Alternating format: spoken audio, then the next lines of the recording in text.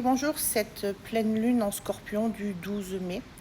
Ma première question, c'est qu'avez-vous fait sur tout ce qui dysfonctionne dans votre vie et qui tourne en rond?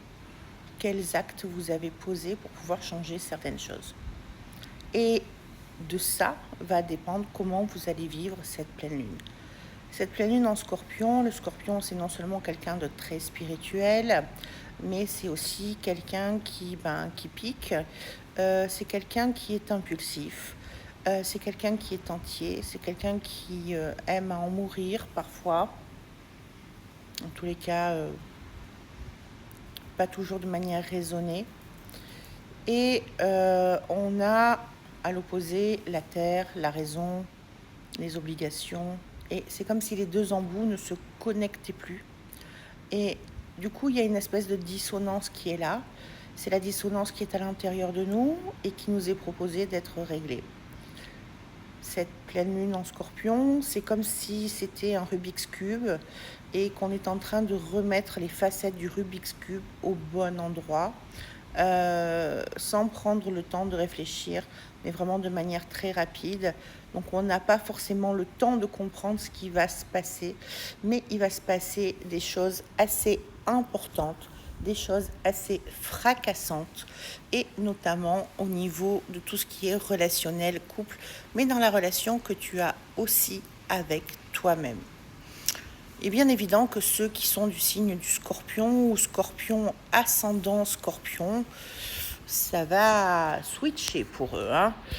Bonne chance à ces gens-là parce que ils vont être énormément secoués par cette pleine lune en Scorpion et par les 15 jours qui viennent, voire le mois qui vient. Parce que quand on émet une fréquence, il y a l'onde de la fréquence et ça ne s'arrête pas dans les 12 heures, 48 heures, mais il y a derrière des effets secondaires. Ça nous amène aussi à des bouleversements au niveau planétaire, à des réactions politiques violentes, d'impulsivité et parfois de pas suffisamment de réflexion. Et en fait, avec cette pleine lune, on te demande non seulement d'avoir fait ton introspection, mais de pouvoir avoir posé des actes. Et sinon, on te dit « Ah, tu as toujours gardé ton armure, tu n'as pas lâché prise. » Eh bien, on va fissurer, on va casser cette armure, on va aller jeter une boule de bowling dans ton jeu de quilles pour que ce que tu n'arrives pas à lâcher, lâche et soit modifié.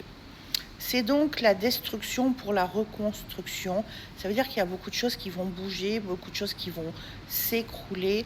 Mais ceux qui auront travaillé sur eux-mêmes, ceux qui auront déjà fait beaucoup de chemin, c'est comme s'il y avait un gros coup de vent. Aujourd'hui, vous savez, je suis en Guadeloupe, là, surtout ce mois-ci, et c'est les alizés, il y a énormément de vent. Mais le vent, qu'est-ce qu'il fait? Oui, il a un côté désagréable, bien évidemment, mais avant tout, il nettoie. Il nettoie ce vent. Eh bien, c'est ce que cette pleine lune en Scorpion va faire.